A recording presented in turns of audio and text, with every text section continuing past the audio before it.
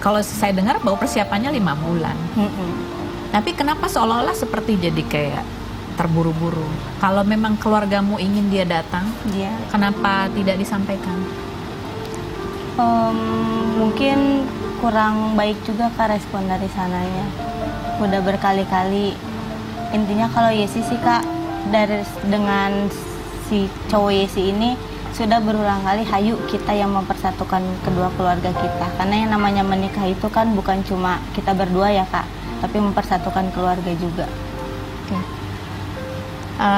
Kamu masih sekarang ini dengan keadaan yang sudah terbuka lebar gitu, orang tahu ceritanya dan orang mulai ada yang memihak gitu ya. Kamu masih terpikir akan kembali sama Rian? Enggak. Di beberapa bulan Oktober gitu ya, kamu sering posting juga quotes gitu ya, yang kayaknya menggambarkan kegalauan. Kita mau tanya, ini benar-benar kegalauan kamu atau apa gitu? Coba kita lihat.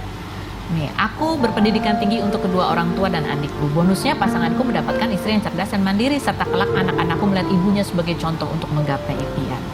Yang berikutnya ada lagi.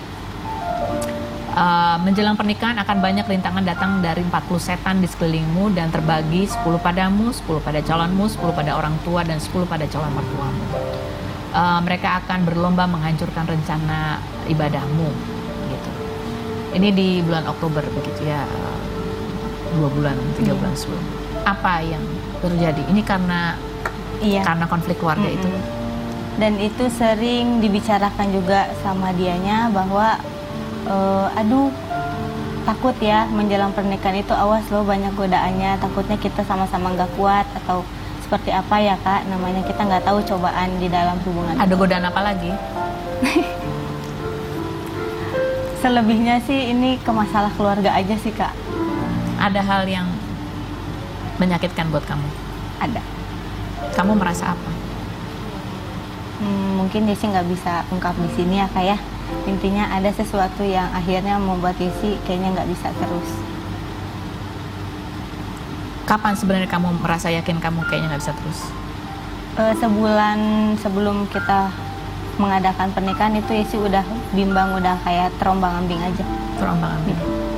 Kenapa kamu nggak mengatakan pada saat itu bahwa kamu sudah mengatakan itu? Kalau Yesi pribadi, awalnya Yesi pikir kalau masih bisa perbaiki dan perjuangkan, apa salahnya gitu kan Kak. Tapi kalau misalnya tidak, ya di H-3 itu sih salahnya. Kenapa harus di H-3? Tapi kamu sudah bimbang untuk melanjutkan pernikahan dengan dia? Iya. Apakah pertanyaan soal sertifikat itu sebenarnya hanya alasan karena kamu bimbang? Iya. Karena kamu tahu tidak mungkin H-3 dikabulkan, maka kamu memutuskan untuk minta itu? Bukan sih Kak, kalau misalnya dikabulkan memang sudah pasti tidak ya Kak ya. Tapi lebih kayak ya udah, memang Isi pasti tahu jawaban dari mereka.